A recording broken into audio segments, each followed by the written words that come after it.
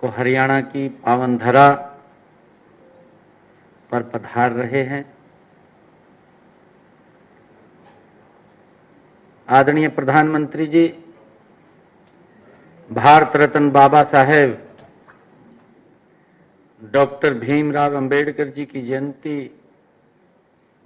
पर आयोजित राज्य स्तरीय समारोह में मुख्य अतिथि के रूप में शामिल होंगे और हमें आशीर्वाद देंगे। उनके जैसे कर्मयोगी का हरियाणा के लोगों को आशीर्वाद न केवल हमारी नई पीढ़ी के लिए प्रेरणा का स्रोत है, बल्कि इससे हमारा मनोबल भी ऊंचा होगा।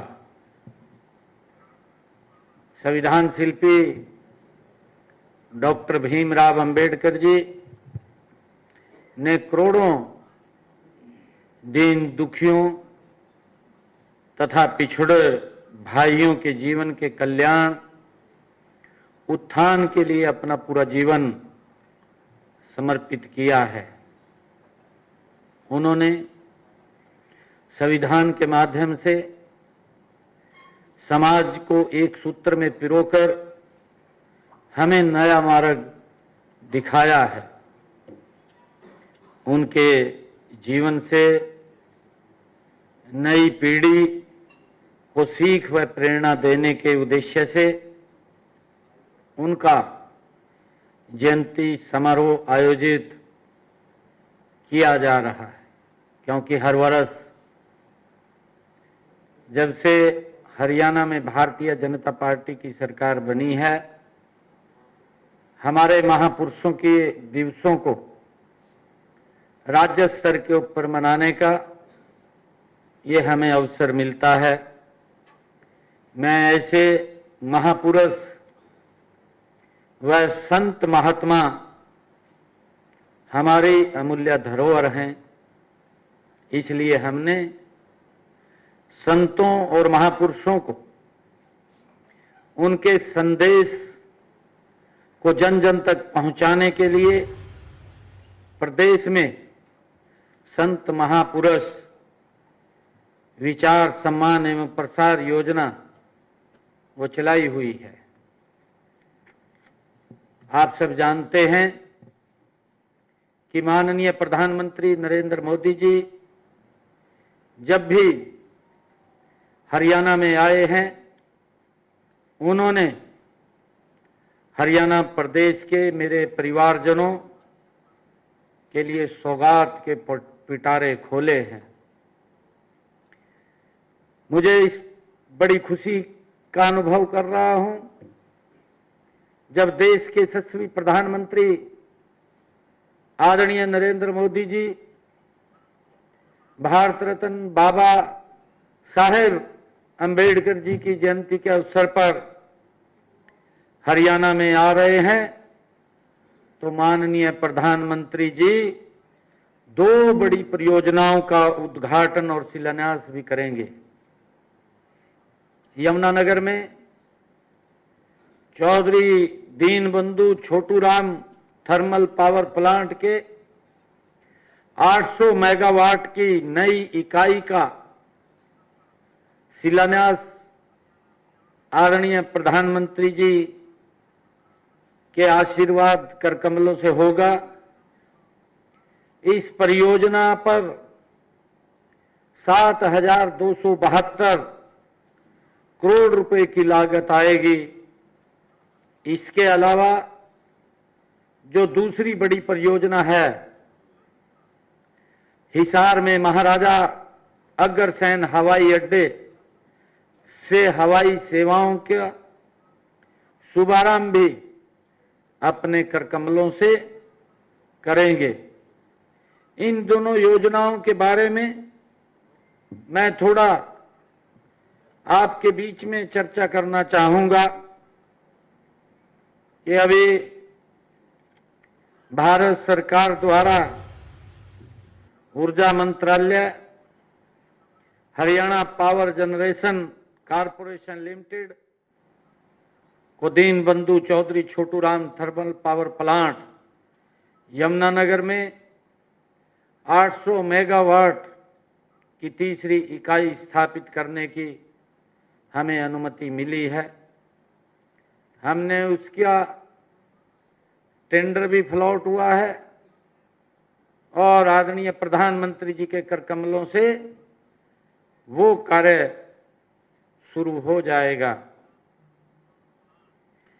यह परियोजना यमुनानगर में Deenbandhu Chaudhary Chhoturam thermal power project में 600 मेगावाट के मौजूदा संयंत्र का विस्तार है। इस परियोजना को पूरा करने के लिए 52 महीने का समय सीमा तय की गई है, जबकि वाणिज्य संचालन 48 महीने के अंदर शुरू हो जाएगा। इस इकाई से हरियाणा की घरेलू ऊर्जा उत्पादन क्षमता 3,382 मेगावाट तक बढ़ जाएगी। वर्तमान में राज्य में लगभग 14,000 मेगावाट बिजली उपलब्ध है। इससे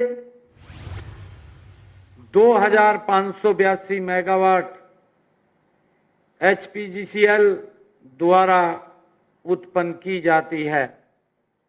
इस परियोजना की जो केंद्रीय पर्यावरण एवं जलवायु परिवर्तन मंत्रालय से भी क्लीयरेंस हो गई है। हरियाणा राज्य पोल्यूशन बोर्ड नियंत्रण बोर्ड से भी इस परियोजना की को मंजूरी मिल चुकी है। और इसी प्रकार देश के यशस्वी प्रधानमंत्री आदरणीय नरेंद्र मोदी जी महाराजा अग्रसेन हवाई अड्डे से हवाई सेवाओं का शुभारंभ अपने कर कमलों से हरियाणा वासियों को नई सौगात देंगे। मुझे खुशी है कि हिसार में महाराजा अग्रसेन जी के नाम से पहला ये हवाई अड्डा, जिसका शुभारंभ देश के यशस्वी प्रधानमंत्री जी के कर कमलों से हो रहा है। यह हवाई अड्डा हिसार में एकीकृत विमानन हब का निर्माण 7200 एकड़ क्षेत्र में किया जा रहा है। इसमें से 4200 एकड़ में हवाई अड्डे और 3000 एकड़ में समेकित विनिर्माण क्लस्टर इंटीग्रेटेड मैन्युफैक्चरिंग क्लस्टर स्थापित किया जा रहा है। हवाई अड्डे को विकास परियोजना 3 चरणों में पूरी की जा रही है। पहले चरण का काम पूरा हो चुका है। इसमें एक टर्मिनल तैयार है। पहले चरण के काम पर 50 करोड़ रुपए की लागत आई है। दूसरे चरण में 3000 मीटर लंबी हवाई पट्टी बनाई गई है। इससे 180 यात्रियों की क्षमता तक की एयरबस का संचालन किया जा सकेगा। ये हमारा जो हिसार हवाई अड्डे के लिए 13 जून 2024 को 5 शहरों को सेवाएं शुरू करने हेतु अलायंस एयर के साथ हमारा MOU हमने किया था। एयरपोर्ट अथॉरिटी ऑफ इंडिया द्वारा लाइसेंस के लिए केंद्रीय नगर एवं विमानन मंत्रालय महानिदेशालय को 23 जनवरी 2025 को हमने लाइसेंस के लिए आवेदन किया था और 28 फरवरी 2025 को ये हमें दे दिया गया। केंद्रीय नगर विमानन महानिदेशालय ने 13 मार्च 2025 को एयरपोर्ट अथॉरिटी ऑफ इंडिया को लाइसेंस वो जारी कर दिया गया। हमें खुशी है कि हमने अपने 17 मार्च के बजट भाषण में भी हिसार से अयोध्या, जयपुर, चंडीगढ़, अहमदाबाद व जम्मू के लिए हवाई सेवा प्रारंभ करने की घोषणा की थी। महाराजा अग्रसेन हिसार हवाई अड्डे से हवाई सेवाएं शुरू होने से इन सब शहरों के लिए हवाई सेवा शुरू की जाएगी। माननीय प्रधानमंत्री जी ने हरियाणा की धरा से जो भी अभियान की शुरू किए हैं वो देश में जन आंदोलन बने हैं। देश के यशस्वी प्रधानमंत्री जी ने चाहे स्वच्छता का अभियान हो, चाहे स्वच्छता का अभियान हो, चाहे बेटी बचाओ बेटी पढ़ाओ का अभियान हो, इन सब को बचाने के लिए आदरणीय प्रधानमंत्री जी ने सामाजिक चेतना को ये सब जन आंदोलन बन चुके हैं। गत दिवस माननीय केंद्रीय जल शक्ति मंत्री CR पाटिल जी ने भी राष्ट्रीय जल शक्ति अभियान कैच द रेन 2025 का शुभारंभ भी हरियाणा की पावन धरा से जल संरक्षण का नया अभियान शुरू किया है। पत्रकार साथियों, क्योंकि पिछले दिनों मैंने अपना बजट प्रस्तुत किया था, मैं बजट के संबंध में भी कुछ चर्चा आप लोगों से आज इस अवसर पर करना चाहता हूं।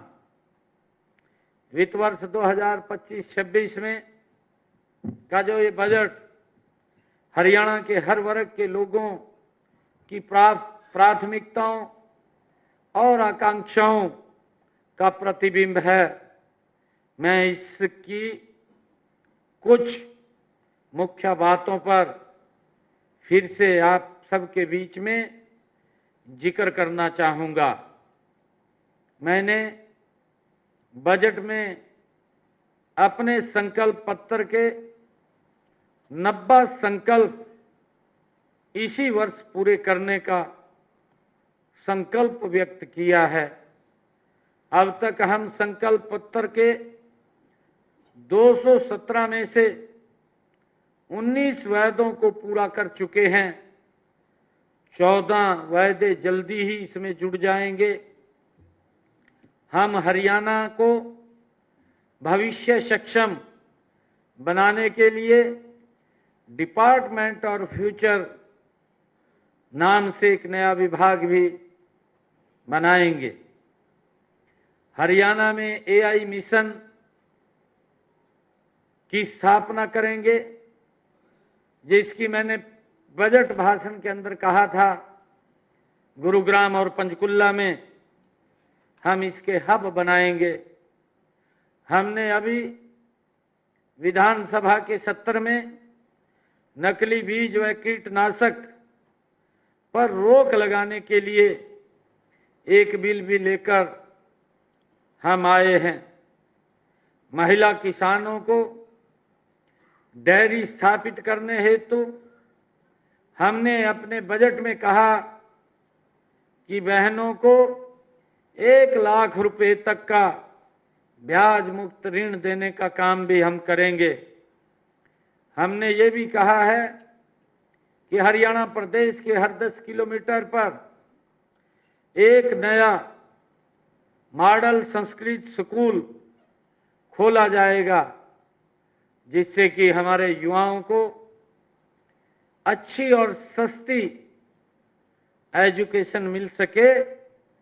उसको लेकर के हम हर 10 किलोमीटर पर एक संस्कृत मॉडल स्कूल हम खोलने जा रहे हैं। इसी कड़ी में हर जिला में एक राजकीय मॉडल संस्कृत महाविद्यालय, संस्कृत विद्यालय में centre of excellence in sports भी बनाया जाएगा। हर जिले में एक राजकीय मॉडल संस्कृत विद्यालय को centre of excellence in skill बनाया जाएगा।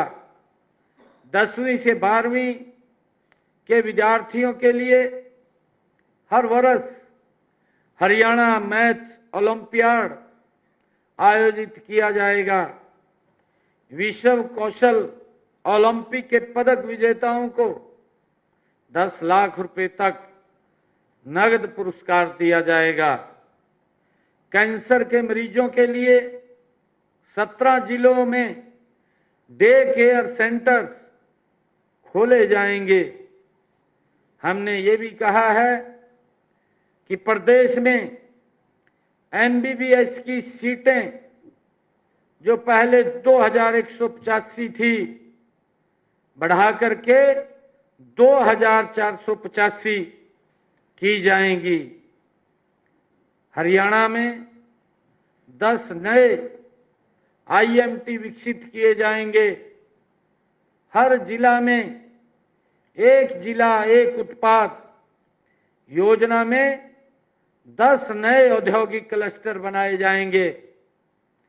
गीग वर्कर्स को बीमा सुरक्षा की जाएगी। शहरों में 100 करोड़ रुपए का शहरी जल निकासी कोष स्थापित किया जाएगा। हर नगर पालिका में एक खेल परिसर बनाया जाएगा। सभी पुराने कचरा स्थलों को 100% साफ किया जाएगा। हर शहर में एक पुराने बाजार को स्मार्ट बाजार के रूप में और हर गांव में एक गली को स्मार्ट गली के रूप में कायाकल्प किया जाएगा। हमने ये भी कहा है कि हरियाणा प्रदेश के अंदर हमारी सरकार ने बिजली उत्पादन में हमारा जो योजना हमने चलाई है, हमारा गांव जगमग गांव, इस योजना के तहत 5877 गांवों में हम 24 घंटे बिजली देने का काम कर रहे हैं। शेष बचे 1376 गांव के लिए एक नई योजना, नई स्कीम हम लेकर के आ रहे हैं, जिससे कि उन गांव में भी हम 24 घंटे बिजली के साथ जोड़ सकें। हमने प्रधानमंत्री सूर्य घर मुफ्त बिजली योजना 31 मार्च 2027 तक हरियाणा प्रदेश में 2,22,000 सोलर रूफटॉप लगाए जाने का लक्ष्य भी रखा है, जिसमें अब तक लगभग 15,000 घरों की छतों के ऊपर ये 2 किलोवाट का सोलर रूफटॉप लगाया गया है। गांव की सड़कों पर, अमृत सरोवरों पर सोलर लाइट लगाई जाएगी। दिव्यांग व्यक्तियों के लिए मुफ्त बस यात्रा प्रदान की जाएगी। गुरुग्राम 9 जिलों में 10,000 एकड़ पर भूमि पर अंतर्राष्ट्रीय स्तर की अरावली जंगल सफारी बनाई जाएगी। यमुनानगर में फॉरेस्ट रिसर्च इंस्टीट्यूट बनाया जाएगा। लड़कियों के लिए किशोरी योजना सभी 22 जिलों में लागू की जाएगी। ये भी निर्णय हमने किया है। 2000 आंगनवाड़ी केंद्रों को प्ले वे स्कूल में बदला जाएगा। 2000 आंगनवाड़ी केंद्रों को सक्षम आंगनवाड़ी केंद्र में बदला जाएगा। 1 अप्रैल से सभी 21 प्रकार की दिव्यांगताओं के लिए वित्तीय सहायता प्रदान की जाएगी। हमने कल ही, क्योंकि हमने अपने बजट में भी इस बात की घोषणा की थी, हरियाणा प्रदेश के ऐसे करदाताओं की सहूलियत के लिए सरकार वन टाइम सेटलमेंट योजना, जिसका कल मैंने कुरुक्षेत्र से शुभारंभ किया, हरियाणा प्रदेश के लाखों ऐसे हमारे व्यापारी जो इस लिटिगेशन के अंदर थे, उसको लेकर के OTS one time settlement scheme हम लेकर के आए हैं। कल मैंने कुरुक्षेत्र से उसको लॉन्च किया है। 180 दिन के लिए ये योजना हमारे व्यापारी भाई इससे जुड़ करके वो पूरा लाभ उठा सकेंगे। हमने जो 1 लाख रुपए से लेकर के 10 लाख रुपए तक जो हमारे छोटे व्यापारी हैं, जिनके लिटिगेशन के टैक्स के मामले कोर्ट में हैं, उसका मूल का 1 लाख तो माफ होगा, उसका पूरा पेनल्टी और ब्याज भी माफ होगा, और उसके साथ साथ उसको 40% उस मूल का देना होगा। ये निर्णय हमने किया है। जो व्यापारियों का 10 लाख से लेकर के 10 करोड़ रुपए तक हैं, ऐसे व्यापारियों को इस वन टाइम सेटलमेंट स्कीम के अंदर हम जो सुविधा हम दे रहे हैं कि जो 10 लाख से लेकर के 10 करोड़ रुपए तक के हमारे व्यापारी हैं, उनका पूरा पेनल्टी और ब्याज तो माफ होगा, उस मूल में से भी 50% उसे देना होगा। वो 50% भी हमने माफ किया है। और तीसरी स्कीम जो 10 करोड़ से लेकर के ऊपर की है, ऐसे सब व्यापारियों को हमने पेनल्टी और ब्याज पूर्ण रूप से उसका माफ किया है। बाकी उसने अपना मूल वो देना होगा। मुझे ये पूर्ण विश्वास है हमारे हरियाणा प्रदेश के व्यापारी इस स्कीम का लाभ उठाएंगे और लाभ उठा करके उस लिटिगेशन को वो समाप्त करेंगे। हमने ये भी निर्णय किया है कि पिछले 3 से 4 वर्षों के ऑडिट एक ही बार में किए जाएंगे, ताकि व्यापारियों को बार बार दफ्तरों के चक्कर न लगाने पड़े। हरियाणा के कर्मचारियों को यूपीएस का लाभ दिया जाएगा। माननीय प्रधानमंत्री नरेंद्र मोदी जी के सबका साथ, सबका विकास, सबका विश्वास और सबका प्रयास विजन के साथ हमारी सरकार हरियाणा को विकसित करने, तेज गति से कार्य करने के लिए कटिबद्ध है। आदरणीय प्रधानमंत्री जी का जो विजन है 2047 तक भारत को गति से विकसित राष्ट्र बनाना, हरियाणा भी उनके साथ कंधे से कंधा मिला करके विकसित हरियाणा के साथ साथ विकसित भारत में अपना महत्वपूर्ण योगदान देगा।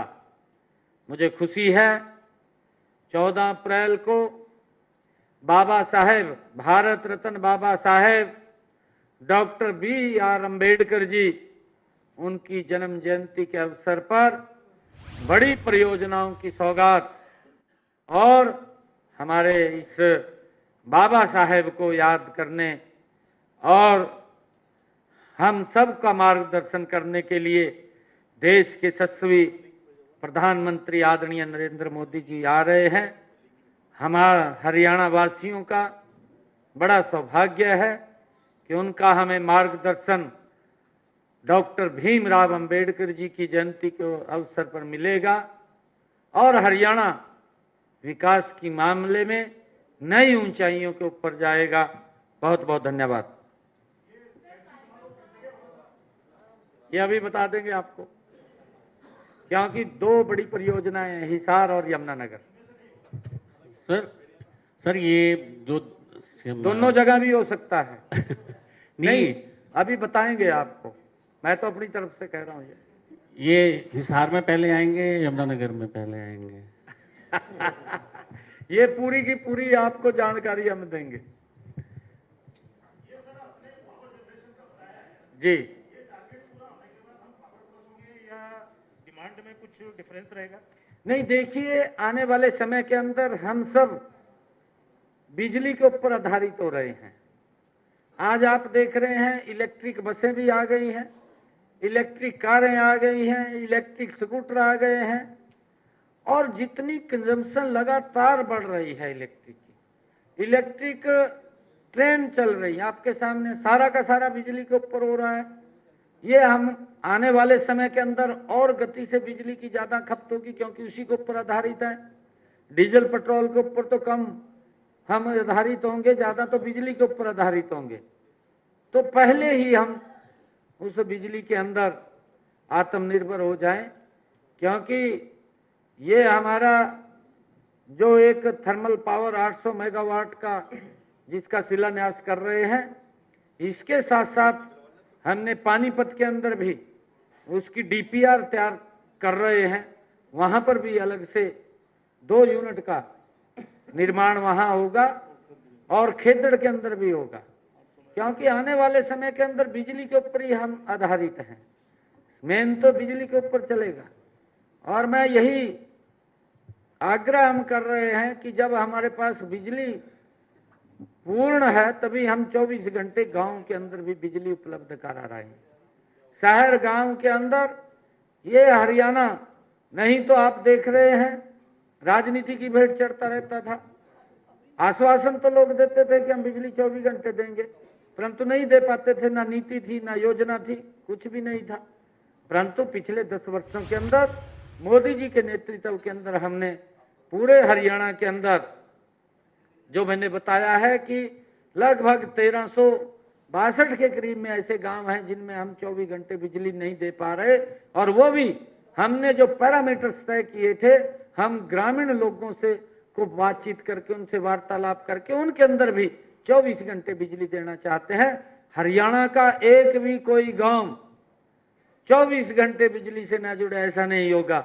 हम उसके लिए लगे हुए हैं। हमने गांव के लोगों से भी कहा है कि आप आगे निकल करके आए, इसमें सहयोग करें, क्योंकि आने वाला समय ये बिजली के ऊपर है। घर के अंदर भी अगर हम देखें, सारा का सारा काम बिजली के ऊपर हो गया। अगर मसाला भी कूटना है वो भी तो बिजली के ऊपर कूट रहे। अगर रोटी भी पकानी है आजकल तो तवा भी बिजली वाला है क्या है, सारा ही बिजली के ऊपर हो गया। अगर पहले तो हमारी माताएं बहनें लस्सी भी अपने आप रिड़कती थी, परंतु वो भी बिजली के ऊपर हो गया। सारा का सारा बिजली के ऊपर हो गया। घर के जितने काम हैं, पहले तो हम चूल्हे के ऊपर पानी रख करके नीचे लकड़ी लगा करके पानी गर्म कर लेते थे, परंतु गीजर लग गए। गीजर लग गए तो बिजली की खपत है। तो क्योंकि हर घर के अंदर भी बिजली की कंजम्पशन है, और उसके अंदर बिजली के ऊपर हम लगातार मजबूती से काम कर रहे हैं। सीएम साहब, 2 क्वेश्चन है कि एक तो महाराजा अग्रसेन एयरपोर्ट का तो उद्घाटन करेंगे, अंबाला एयरपोर्ट का क्या स्टेटस है? कि अंबाला एयरपोर्ट का भी कह रहे थे कि कंप्लीट हो गया है, तो लगभग उसके भी कंप्लीटी की तरफ है। अभी हमारे पास 2 ये, क्योंकि इसकी पूरी की पूरी सारे कागज पूरे हुए, एनओसी हिसार की आई है, और हमारा जो थर्मल पावर का उसकी एनओसी जो पोल्यूशन से मैंने चर्चा की है, वो पोल्यूशन की वो भी आ गई है। क्योंकि आदरणीय प्रधानमंत्री जी जब आ रहे हैं तो बड़ी परियोजनाएं हैं दोनों, और डॉक्टर भीमराव अंबेडकर जी की जन्म जयंती के अवसर पर बड़ी सौगातें हरियाणा के लोगों को मिलेगी। हम सबका सौभाग्य है। सीएम साहब, दूसरा क्वेश्चन ये है कि कल्चर पर जो गाने हरियाणा के अंदर चल रहे हैं, उनको रोक लगाने की सरकार ने अब पहल कर दी है, साइबर डिपार्टमेंट उन गानों को हटा रहा है।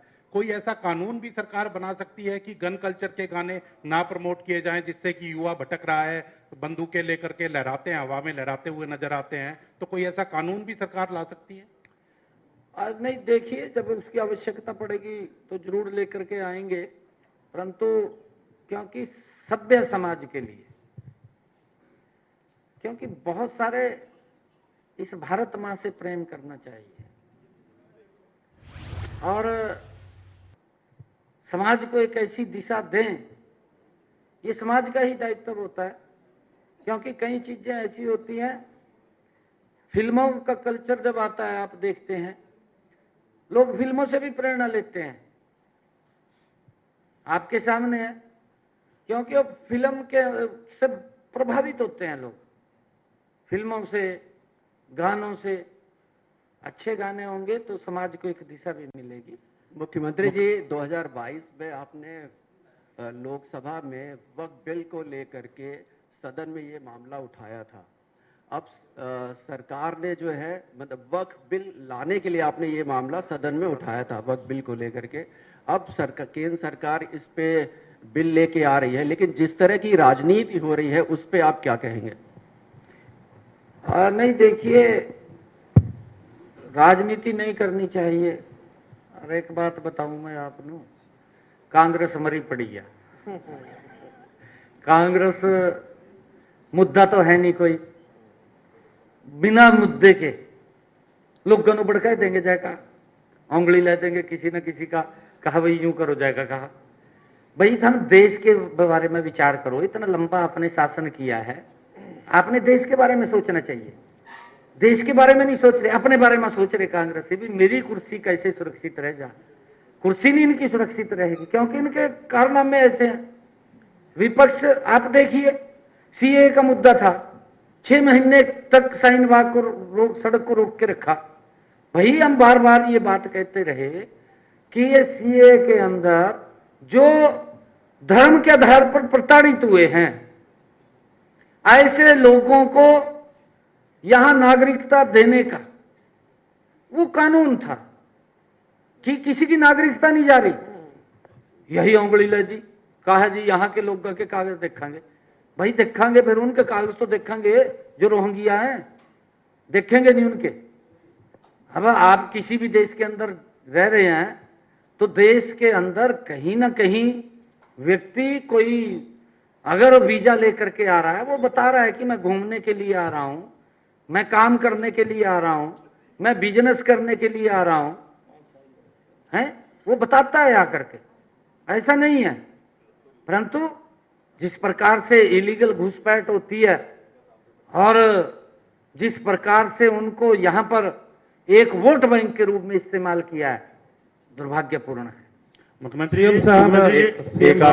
एक आखिरी सवाल सीएम साहब, क्योंकि सीएम साहब ये सर, अरे सीएम डेविएट हो साहब, रहा है ना सब्जेक्ट। जो ओपीएस स्कीम पर जिस तरह से आपने घोषणा की है कि आप 10 लाख से लेकर 10 करोड़ तक का जो आप डिस्काउंट दे रहे हैं व्यापारियों के लिए, उसकी रिकवरी, देखिए नुकसान तो सरकार का होगा कि जो आप स्कीम में उन लोगों को फायदा दे रहे हैं, उसमें सरकार को रिकवरी कैसे होगी? उस रकम की रिकवरी क्या करेंगे, या उसके लिए कोई स्कीम कर रहे हैं अपने लिए आप? नहीं, देखिए आपने अच्छा सवाल किया है, क्योंकि इतने लंबे समय से वो लिटिगेशन में चल रहे हैं। क्योंकि हमारी सरकार की सोच है कि लोगों के जीवन को सरल करना, क्योंकि उसी पैसे से ही प्रदेश का, देश का विकास होता है। और वो लंबे समय से कोर्टों के चक्कर काट रहे हैं, और कोर्ट के चक्कर काट रहे तो कोई समाधान नहीं निकल रहा। तो हमने कहा है कि वो समस्या का समाधान भी होगा। जब नहीं कुछ आ रहा है, कुछ तो आएगा, और आगे और देंगे। वही लोग तो है देने वाले, और कौन लोग हैं? वही लोग देने वाले हैं, और आगे और देंगे ताकि आगे का रास्ता तो ठीक हो। और उनकी एक जो तलवार लटकी हुई है कानूनी, उससे भी राहत मिलेगी, व्यक्ति विकास के ऊपर आगे बढ़ेगा। हमारी सोच है कि प्रदेश, देश और व्यक्ति विकास के ऊपर आगे बढ़े। एक मिनट, एक जना। हाँ, सवाल मेरा ये है सर, ट्रिपल इंजन की सरकार आज के समय में हरियाणा में है और 11 साल से जब से देखा जाए चुनाव, आप लगातार चुनाव जीतते आए। आपके नेतृत्व में लोकसभा, विधानसभा और नगर निकाय के भी चुनाव जीते हैं और आपने कहा कि नगर निकाय को हम छोटी जो सरकार है उसको ज़्यादा से ज़्यादा मजबूत करेंगे। तो जैसे कल एक शपथ समारोह भी पंचकुला में आयोजित हो रहा है। मेरा सर ये सवाल है कि जो डेवलपमेंट हो नगर निकाय से, उसके लिए क्या क्या सरकार नई योजनाएं ला रही है हरियाणा के लिए? ला रहे ना, मैंने बजट के अंदर भी बताया, हमने संकल्प पत्र में भी कहा है। हमारा जो संकल्प पत्र है, जो हम चुनाव के अंदर गए थे, उसमें भी हम संकल्प पत्र लेकर के आए थे प्रदेश स्तरीय। वो सारे काम पूरे करेंगे ना, पूरे करेंगे।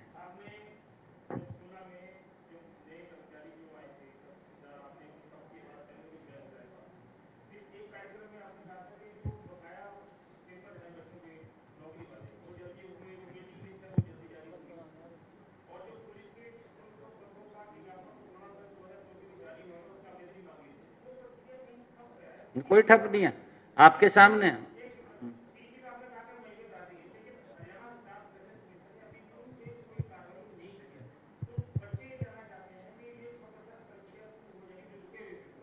नहीं, वो कर रहे हैं, अभी आपके सामने है। 1100 डॉक्टरों को अभी ज्वाइन करवाया। नहीं, चलिए, प्रक्रियाएं चल रही हैं, ऐसा नहीं है। आप 25,000 के बाद तो 1100 डॉक्टर भी लगा लिए हमने, अभी और भी लगाएंगे। चल रही है प्रक्रियाएं।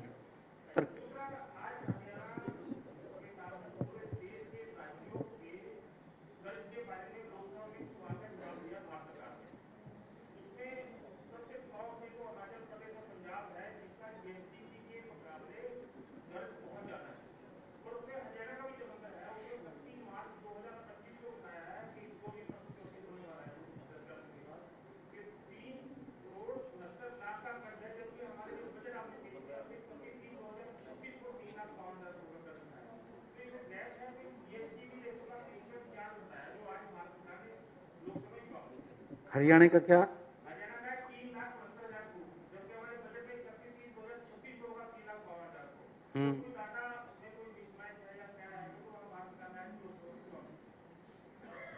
नहीं, देखिए, मुझे मालूम नहीं है कि क्या जवाब दिया क्या नहीं, वो एक बार देख करके, हाँ, वो देख करके मैं बताऊंगा, क्योंकि मैंने कर्ज के ऊपर बहुत बड़ी स्टेटमेंट विधानसभा में दी है। और अब करने में तो जोर नहीं लगता। कहने में क्या जोर लग रहा? 10,000 करोड़ का हो गया। कहा एक बच्चा जो जन्म लेगा वो भी 2 लाख का कर्ज लेकर जन्मेगा। मतलब कहीं तो जोर लग रहा क्या? हम बार बार कह रहे हैं, हमने कहा हरियाणा के अंदर हम बिल्कुल अपनी चादर से बाहर नहीं है। मैंने ये भी कहा, आंकड़ों के सहित कहा है कि 2014-15 में जो लोन की परसेंटेज थी, जो लोन इन्होंने लिया था, ये तो हमने नहीं लिया था, ये तो हुड्डा साहब ने लिया था। जो वो परसेंटेज थी, आज भी वही परसेंटेज है, और उससे भी हम नीचे लेकर के आ रहे हैं उसको। फिर कहाँ ये बगैर मतलब की बातें करते हैं। अभी भी मैं जब रिप्लाई दूंगा उसके अंदर बताऊंगा मैं। Thank you.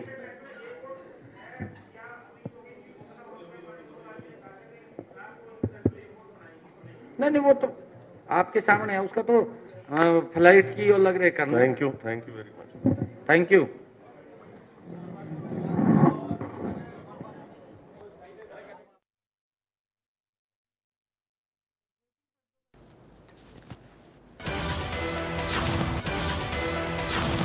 और इसी बीच बड़ी खबर आपको बता दें इस वक्त की, जहां 14 अप्रैल को पीएम मोदी का हरियाणा दौरा। इस वक्त की बड़ी जानकारी, 14 अप्रैल को पीएम मोदी का हरियाणा दौरा। सीएम नायब सिंह सैनी ने प्रेस कॉन्फ्रेंस करके जानकारी दी है। हिसार एयरपोर्ट से हवाई सेवा शुरू करेंगे प्रधानमंत्री नरेंद्र मोदी। यमुनानगर में थर्मल पावर प्लांट का शिलान्यास भी करेंगे। अंबेडकर नगर जयंती के कार्यक्रम में शामिल होंगे पीएम 2 परियोजनाओं का उद्घाटन और शिलान्यास भी करते आएंगे नजर। तो इस वक्त की बड़ी जानकारी, चौधरी दीनबंधु छोटूराम थर्मल प्लांट का शिलान्यास होगा। 800 मेगावाट की नई इकाई का शिलान्यास होगा। थर्मल प्लांट पर 7,272 करोड़ का खर्च आएगा।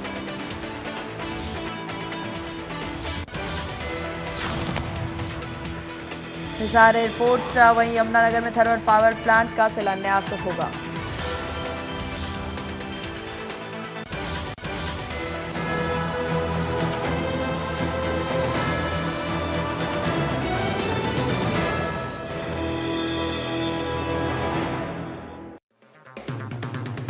अगर आप बनना